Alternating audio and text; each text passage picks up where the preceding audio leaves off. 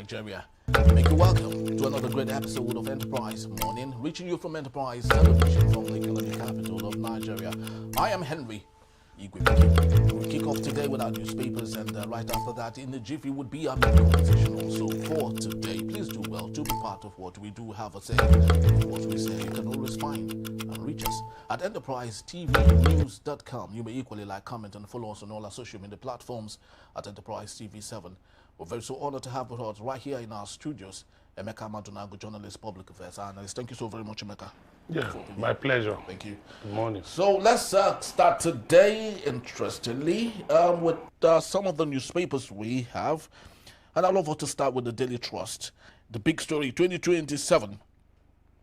Coalition adopts ADC. PDP threatens to sanction members promoting the group. And we have, in reprisal, gunmen kill 15 persons in Sokoto. Man arrested after sneaking into bank to hack a system. Missing Mokwa flood victims presumed dead, six killed, many injured as bandits vigilante clash in Kwara State. Emeka, let's do a little bit of soft news here. Just before we get into the hard ones. Man arrested after sneaking into bank to hack system. You saw that video, the viral video of the young man. Young boy, maybe in his early 20s. Yes, exactly. Who came into the bank, locked himself in the lavatory, and not until everyone left, he was able to do all of that. And the question is, if this young boy, this young lad, had all the strength to do all of that, why not? What is it that is stopping them from investing that in a positive light? It's just foolishness. At my age, over 50, I engage in different legitimate ventures. The other day, I was on the farm. In the rain, it was raining. On the farm, it was raining. After I finished raining, the sun started shining. And after I finished, I still, we're harvesting cassava. I still moved it from there to the processing center. This morning, before coming here, I already had to go and make arrangements, for the frying of the cassava, processing of the cassava, and all of those things. The person running this place is also within my age bracket. Then I have other things I'm doing. The other things, I do. But you find out a lot of these young men, they're agile, they have energy. I just wish I was much younger. The kinds of things I'll do. The social media is here, the internet is here. Vast world of opportunities. But somebody had the knowledge of how to hack bank systems and didn't think that on his bed or sitting at a desk with his phone, he could use it for, he could put that knowledge to positive purposes. After all, there are ethical hackers. Oh, there are, in different areas. UX, Python, name it, programming, name different areas that he could have put his knowledge to use. But what did he take himself to? Allegedly trying to hack bank systems. And you just wonder, this motivation to crime. Why can't people talk to themselves? Because we say, we blame the home, we blame the government, we blame the society. Well, we too were once young like them. Why didn't we carry guns to go and rob? Why didn't we engage in criminality? How come we're able to go through school, went through the university, hit the streets, worked hard to get to where we are today? But don't you think, Emeka, that those days the pressure wasn't so much? There is no pressure. Look, is it the pressure? Internet and all that. No, the pressure was worse in our time because there was no technology. Physical pressure. Yes, physical and mental pressure. You needed to reach somebody, you would take a vehicle to the person, or unless there was a public phone booth near you and the person had access to a land phone. or you wrote a letter. You want to send money now, within seconds you can transfer money. But then you had to go to the post office, and send a postal order or a money order. Or you do a bank draft. The process was torturous. You went to the bank. There was a day I must have spent up to maybe 8 or 10 hours in the bank. Because everything was done manually. Manually, everybody was given a tag, Long queues, winding queues. Not these days, you may not even. I have friends who have not been inside the bank in the last 5 years. Yeah, very true. But these things are easier. You need information about something. You can go on AI, any of them, and you get information. So things should be easier now. There is no pressure.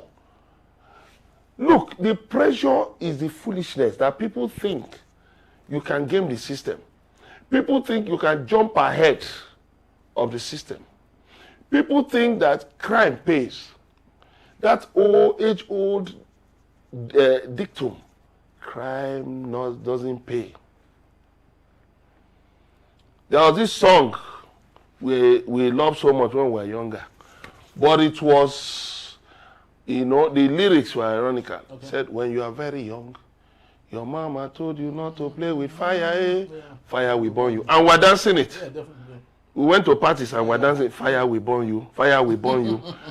But the lyrics, your mama warned you not to play with fire. Fire will burn you. But you find out today, young people think they can, they can just climb the tree, just like that. They can climb the tree from the branches. It doesn't work like that.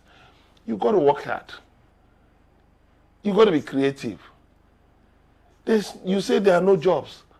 You create your job. Yes, you create a job. And I can tell you, so many young people roaming the streets, they have time to go and sit down in a gaming center, in a betting center. But they tell you there's no job. When we were much younger, we created jobs for ourselves in certain things we did. Yes, we were graduates, but it didn't stop us from doing some small things here and there to make up. Because no amount of money can ever be enough. Unless your parents are rich enough to give you, a comfortable lifestyle. But even at that, you have to stand on your own. The time is spent going to do that. You could have spent it more creatively. And what does it mean? What do I mean? Online, there are many free courses you can learn to expand your reach to people. Because the issue about life is this, is value. What value can you, every morning when I wake up, I ask myself, what value am I going to give to society today? And what value am I expecting in return? But if you just live your life on the freeway, man, you're going to crash. You're going to learn the hard way. And it's sad what many young people are doing to themselves these days. It's not right. They're just treating themselves, as if their lives don't matter. And it's sad. Very, very true, Emeka, because what we see today is not just peculiar to Nigeria. It's people's money. You wanted to go and steal. People's money. People who are working hard. You want to put people into sorrow. You want to make people cry. Then the staff of the bank, do you know that branch from the manager down to security? In fact, even right now, some may have been sent on suspension. Very true. Some may even be sacked. Yeah, very true. Both the security and everyone, the manager. As if they were the ones that brought the boy, or you climb the roof, or you can't do this thing. But they'll be sacked. Which means maybe for negligence, for or things like that. Yeah. So that is that attitude. Get rich or die trying. It's just wickedness and robbery. And I think, look, you see, the punishment for some of these things may need to be reviewed so that people will know that, you can't joke with these things. And then they will tell you, our politicians. Let me tell you something. Look, like people have a proverb that no matter the height of a man, he must still wear his loincloth the same way other men like him, wear theirs. So if you live your life with purpose, if you live a life of purpose and all that, you will excel. But if you live a reckless life, a life of crime, it is the same punishment that others have received or are receiving that you will receive. Very, very true, Emeka. Well, let's take a look at other matters still from the Daily Trust newspaper on the top strip. Experts disagree with IMF over 3.4% GDP growth. And, of course, it's a forecast that they have. IMF is becoming more like a national anthem for Nigerians right now because of when the president is not saying anything, the IMF is saying something. When Kadoso and other people are not saying anything, the IMF is always there to fill in the blank space. But the question is, what good do we make out of the information they keep feeding us? Nothing. Nothing. The global economy right now is uncertain because of Donald Trump's U.S. President Donald Trump's aid cuts, because of his tariffs and the retaliatory tariffs. Then the uncertainty in the oil industry coming from the tension between Israel and Iran, then the continuing war between Russia and Ukraine. So you have all of these tensions around the world. And so, pushing Nigeria, down the street as if you are kicking a can, an empty, soft drink can, will not help us. The focus on GDP, I've said it many times, is misplaced. Because GDP can include everything and as many things as possible. Yeah. It can also exclude a lot of things. What is better, we look at the Human Development Index. If there is a hospital in a place, how well does it serve the people? If there is a school, is it equipped? How well equipped is it? What kind of teachers do you have in that school? How well trained are they? How do they respond to their jobs? What value do they give on a day-to-day basis? You've got to look at a lot of all those things put together. So just talking about GDP growth rate and all of that, when businesses are closing down, when many states are not paying the minimum wage, even the federal government has not formalized the new minimum wage structure. Consequential adjustments have not been done. So how can you be talking of GDP? In what area? Maybe, if you talk about, maybe people, investing money in the capital market, treasury bills, bonds, in the money market, instruments, and all of that. But let me tell you, a lot of this money is political money. It's political money. And then, yes, you have people who are doing this and doing this. But take a cue. Dangote Refinery has brought down its ex-depot price, to 840. Yet retailers are still selling at 905, 915, 920. Yeah. They've defied that. Why? Why is it so? So you see, because of the fluctuations in the currency, in the naira is not stable. The exchange rate also is not stable. So when you keep bringing all these predictions without drilling down, you just sit in one fancy hotel somewhere, and then you are just you just pick from this, pick from here, and then you make all those, those. It will not work. Or you sit in Washington D.C. and you're telling us what? No, come down, drill down, go to the villages, go to the farms, ask farmers how easy it is, for them to get stems, for them to get seedlings, for them to be able to cultivate. You will deal with pests, different types of pests. You will deal with irregular rainfall, climate change. You will deal with different things. Cost of labor is high. Cost of labor now is very high. You will deal with all of those things. By the time people come to buy from you, sometimes middlemen, they'll be pricing what you want to sell as if you went to steal it. When you look at all you've invested, then you look at what is, I mean, maybe you just pack everything home and tell your wife, please, let's be eating this thing. It's better than, you understand, to just sell it off at a loss. So you got to look at all of those things. Cost of transportation.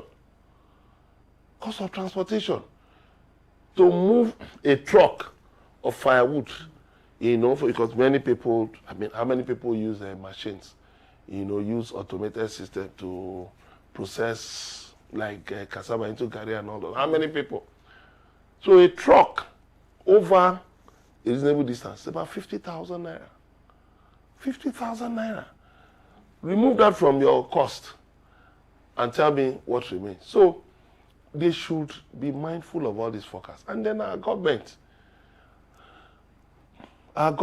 officials should get out of their air-conditioned and cozy offices and go out there.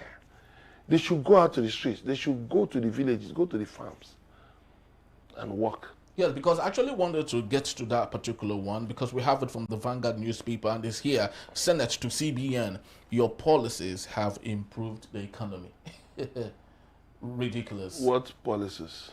Whatever if it's the policies, you know, that enable briefcase businessmen who just come into the country with some dollars, change, and then, you know, put it in treasury bills, in bonds. Right now, treasury bills, as at the time I asked last week, it was 17.36%. So I was looking at, okay, if somebody has about 100 million naira, for instance, you know, how much will that be for 322 days? How much would that be? We're just looking at, you know, so that means, I mean, somebody can just walk away with, let's say, 14 million or something. Of course, you will say the economy is improving now. You will say CBN's policies have improved. For them.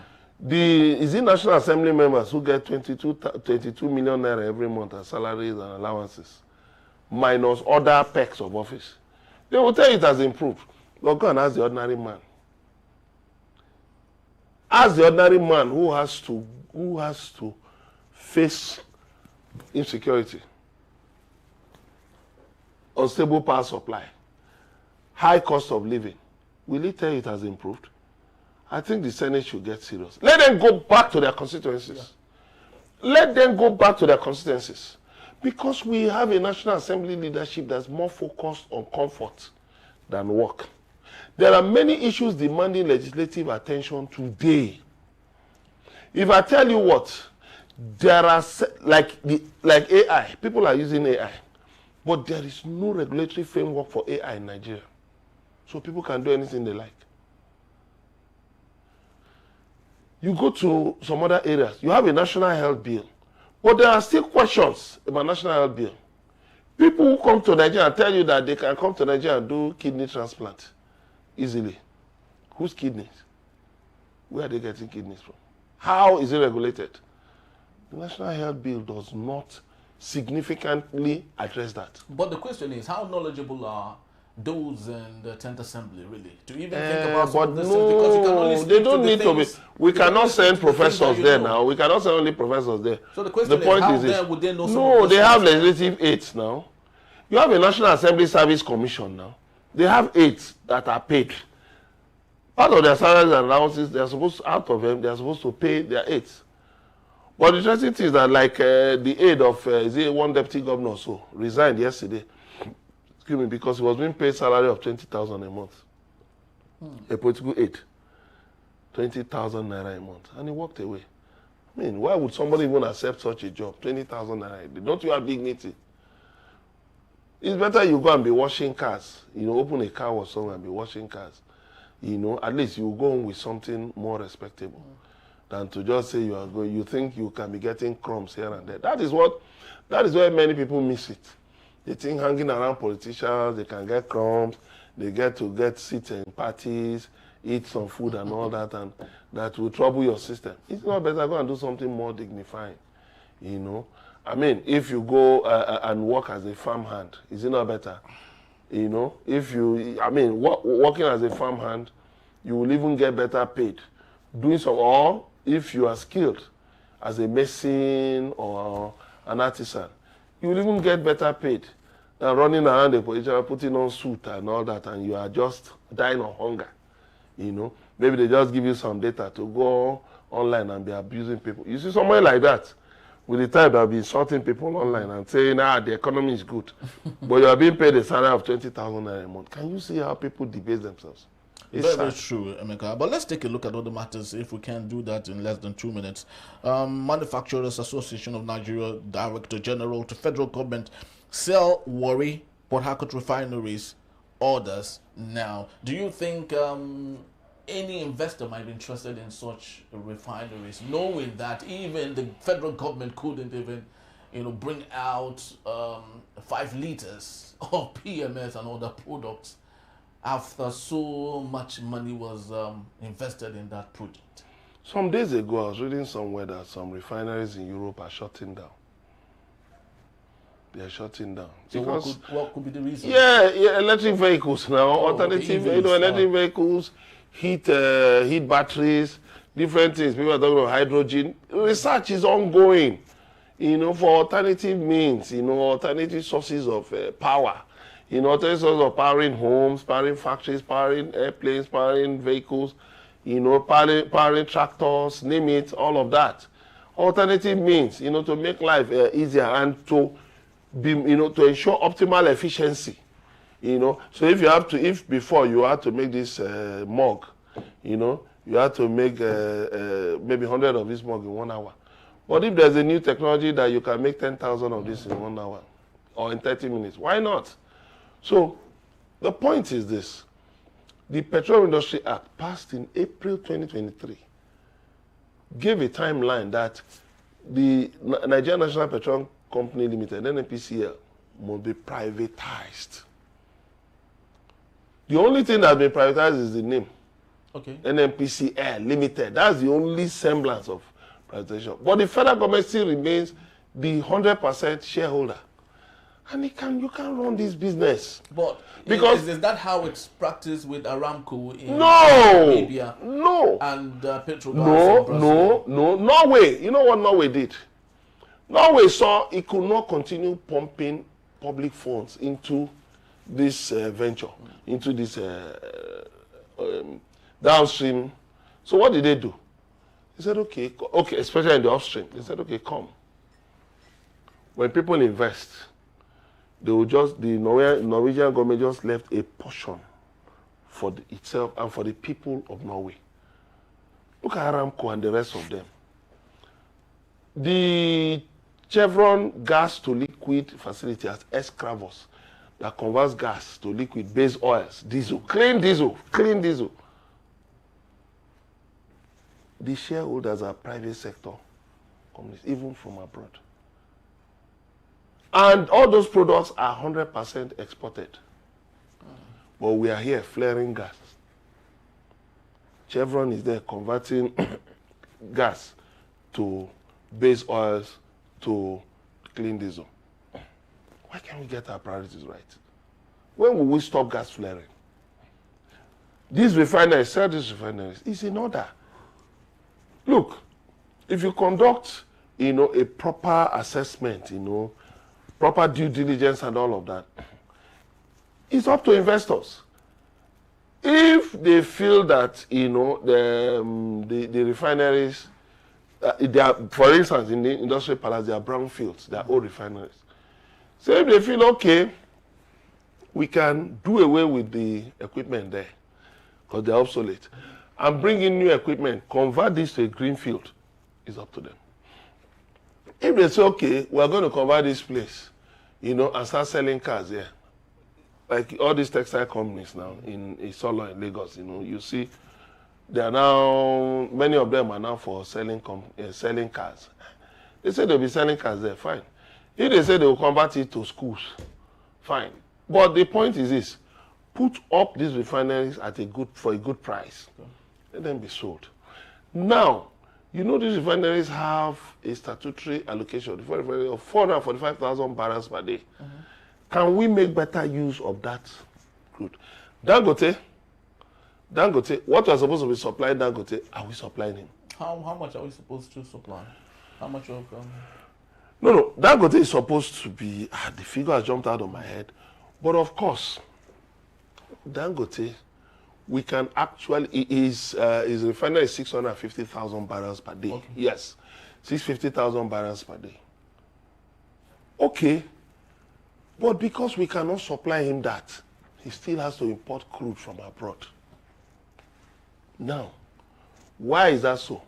Because the former administration of President Muhammadu Buhari sold off some of our oil in exchange for loans, mortgaged our oil. So we are still paying off some 30,000 barrels per day, some 60,000 barrels per day. And then, you know, when you look at all of that, don't forget that we have a production sharing contract, 60-40. Nigeria takes 60, the oil majors take 40. But the oil majors are the ones who extract, who do the extraction. So when they take their 40, what really do you call the 60? And to also realize that oil production in is 1.6 million barrels per day. But I think realistically it's 1.5 million barrels per day. So divide it 60-40. You remove the forward sales, you know, that the Buhari administration did. And there's some other things we had mortgaged left and right. So is it not better we sell those refineries? Dangote is there, 650,000 barrels per day. You have Water Smith in Ihiagwa in Imo State. It is there. You have Edo refinery. You have some other refineries. Bua refinery is coming up in Akwa Ibom State. You know, you help them to speed up. There's even one in Kwale area in Delta State. I don't know how far it has gone. You know, by the time you put all of this together, the Water Smith said they are starting first with 5,000 barrels per day, but they want to scale up to 50,000 barrels per day. By the time you put all of these things together, and then if you check realistically, what are we consuming? Because part of the problem is the fraud in the figures. The devil is in the details. What are we truly consuming in this country? Then, if we can deal with power supply and reduce the dependence on, you know, fuel, petrol, to power generators and all of that, you will see that the demand will drop. So the areas that need those, you know, petroleum products will be able to, and that can pay to these refineries, will be able to do that. But if government thinks it can continue to compete with private sector operators who have more efficient systems, more efficient machinery, you know, who have dealt with the issue of corruption and all of those things, then we'll just keep throwing Nigeria's money away. The best thing for me, those refineries should have sold as early as yesterday. The second refinery in Port Harcourt, the petrochemical side, has been managed by an Indian company for some years, since Obasanjo's time. For years. So what it shows us is this: we can put those refineries to better use. Very true. We can even turn those refineries to petrochemical, to just producing petrochemicals or base oils. Base oils, yes, they can be producing base oils, all this engine oil and the rest of them, and we'll be exporting them, and we'll make more money. Very true. Let's just hope there will be transparency in the system, because if we could achieve it with telcos, there used to be a time Nigerian government were in charge of what was the name of the telecommunication? Nitel. Nitel, yes. They were in charge of Nitel. You can never make calls without going through Nitel. Very peculiar in those days, in the 80s, the 90s. And then there was NECOM. For them to make international calls. Yes, I do not know what is up with NIPOST. Is it still with the government, or NIPOST is still struggling? And they should taken over, sell NIPOST. All of that. Well, we just hope that the same thing will be made possible with the oil and gas ecosystem, and so Nigerians at least would have reasons to see dividends from what they have beneath the earth. That's all we have for this segment. And just to let you know, Emeka will be here to take us on our main conversation when we return. Opposition leaders take control of ADC. In a bit, it's still Enterprise Morning. Please don't go anywhere.